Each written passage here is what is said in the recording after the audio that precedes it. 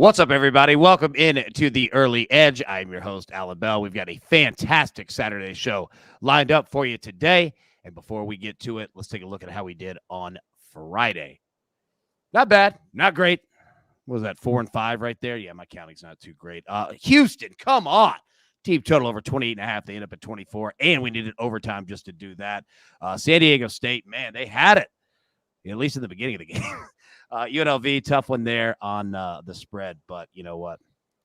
We live in advance. That's all we can do. We got some experts here.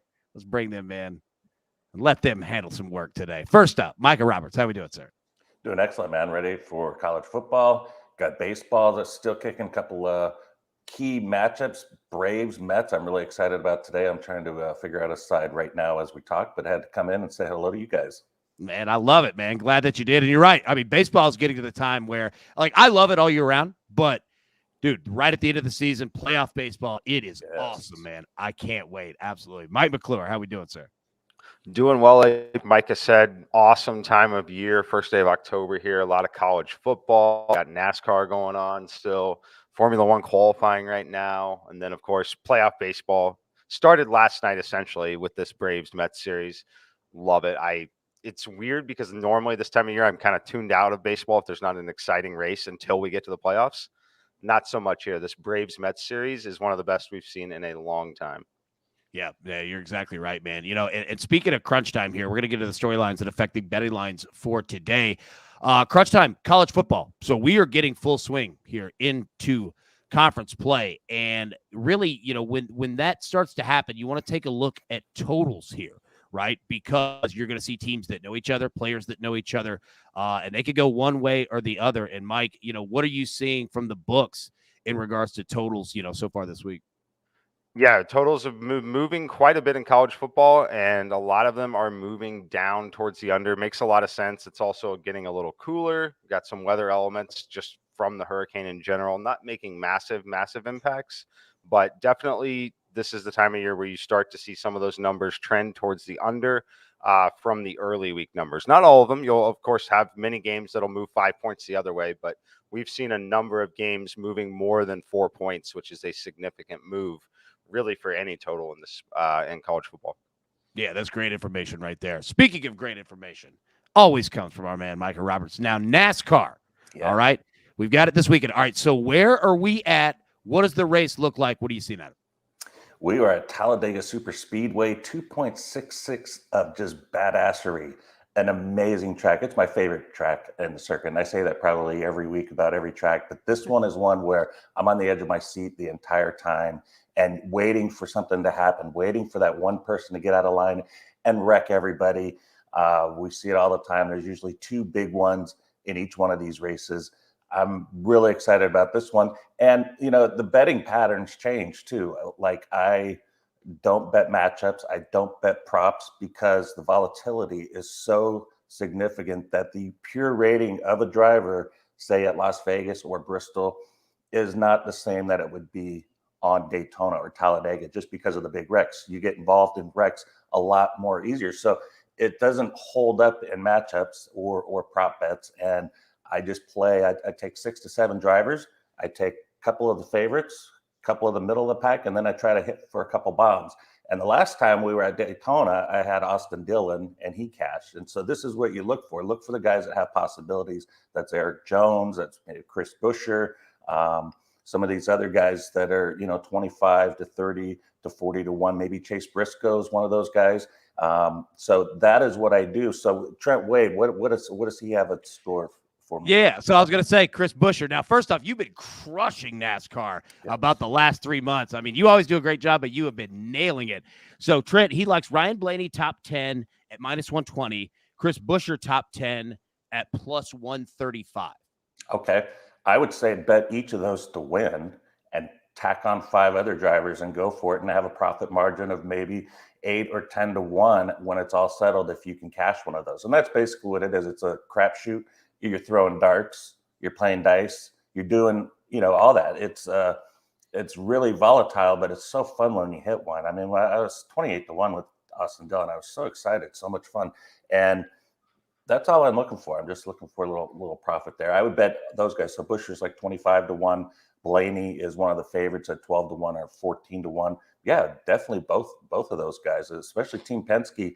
They've been killing it at Daytona forever. I think Ford has won 11 of the last 16 races there. So definitely a Penske guy would be good to have on your betting portfolio for Talladega. Dude, I could sit here and just listen to you talk betting strategies all day long. Like, honestly, like any sport, NASCAR, baseball, football, you name it, man. I'm telling you, both of you, you and Mike, like we should just have a camera that just sits and you guys just go. You're also like, you know what? We also work 80 hours a week. We don't need to add 10 more onto that. Yeah. But it's phenomenal, man. All right, let's get into our plays for today. But before we do, let's take a quick break and hear from one of our partners. And we are back. All right, M Squared, my man, coming over to you. You're always our leadoff hitter here. You've got a first quarter play, which I love, Micah loves, the audience loves. What do you got, brother? Yeah, we love these first quarter plays, AB, and you know it's an under. So we're going Wisconsin, Illinois, under 9.5 in the first quarter here. Love this spot. Illinois, look, I expect them to have a little bit of success, and if they do, it's going to happen on the ground via Chase Brown. We know what running the football tends to lead to, looking at the clock running. As always, standard stuff, no real extra motivation to score quickly in the end of the first quarter. There's no sense of urgency. Flipping over into the second quarter, you'll hear a lot about in this game about Brett Bielema returning to Camp Randall. I think he'll have his team fired up for sure in this game, at least defensively. Look for a slower, conservative start in this one as each team tries to really establish the run in the first few possessions of this game. Get ready to sweat because I can guarantee you we're going to see a touchdown, but I still think we're going under 9.5. There we go, man. You know what? There's nothing better than a good first quarter sweat. All right, Micah, coming over to you. You got one play, college football as well. What do you got, sir? Yeah, we got Minnesota minus 11, and part of it's picking on Purdue a little bit. Game time decision with quarterback Aiden O'Connell didn't play last week. Probably, I would guess he's not going to play since he hasn't practiced all week. And you've seen Purdue play to the level of their opponents. So 28-26 last week against Florida Atlantic. Lost to Syracuse, lost to Penn State. They've 1-3 against the spread so far, underperforming, probably below their preseason rating. And you've also got the fact that they have not won at TCF Bank Stadium or Huntington Bank Stadium. That's been a tough place for them to play. But this is more about Minnesota just dominating right now. We're talking about the number one defense in the nation, 187 yards per game allowed. We're talking about the number 3 offense, 543 yards per game. Number 2 rush attack, 294 yards per game. And that's Mo Ibrahim. He is killing it right now. 8 touchdowns. He's a 6-year senior, took advantage of that COVID stuff, extra year. Tanner Morgan, this is his 5th year. 13 players returned for PJ Fleck, 4-0 so far, 4-0 against the spread, just blasting teams so far. Front runners to win the Big Ten West. There's so much to like about this team. And I feel like Tanner Morgan, like I've seen him, it seems like for a decade almost. So this is it. He's a senior. This is his last one. And I like that fact that they've got all these guys together, playing together and just dominating this run game. And its run game is like 67, 68% of their attack on offense. And when they need Tanner to throw the ball and make big plays, he does that as well. So I think this will be one of those blowout type games. And I think laying 11 is pretty cheap. There we go. You know what? I feel that way about Adrian Martinez at quarterback, yes. Right? Like, I feel like he's been there forever, like just in college football, like across. I think he's on his, second, third team now. Yeah, I feel that way. Mike, did you have something?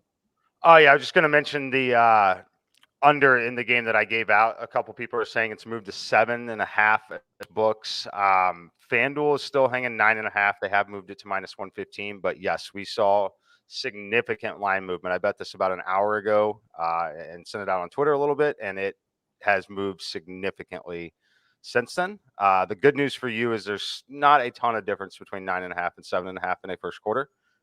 There's a little for sure, and you're paying more juice if you want to lay the minus 115 now on 9.5. But FanDuel does have that number up still.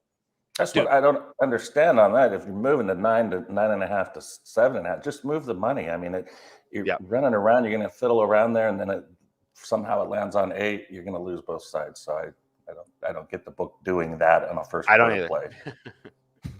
Yep. Dude, this is why I'm telling you, this is why I love having you two on the show. I can sit here and listen to that all day long. Yeah, and moving 2 points. I mean, the significance, right? I mean, I get what you're saying, obviously 7.5 and 9.5, but the overall percentage of 9.5, 2 points, like that's a lot, dude. That's a ton to move. All right, everybody, grab your paper, grab your pencil. Let's take a little recap here.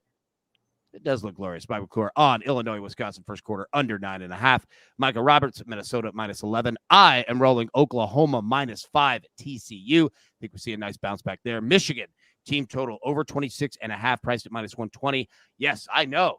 Iowa, that's where top 5 teams generally go to die. That being said, I like that Michigan's coming off a little bit of a scare against Maryland last week. I think that they bounced back nicely. Chip Patterson is on Arkansas +17. Emory Hunt, Fordham, Georgetown over 70.5. Holy Cross, Harvard over 47. But you know what? We're not done there. Our college football show week 5 picks. Tom Fornelli is on Navy and Air Force under 37.5. Kansas +3. Micah, Arkansas +18, West Virginia +10, Washington State -3.5, Kansas State -7.5, Chip Patterson, Baylor -2.5, Alabama, Arkansas over 61, Duke -2.5, Illinois +7, Jacob Fentner's on Texas Tech +8, Illinois, Wisconsin under 43, Eastern Michigan -20 against UMass, and Baylor, Oklahoma State under 56.5.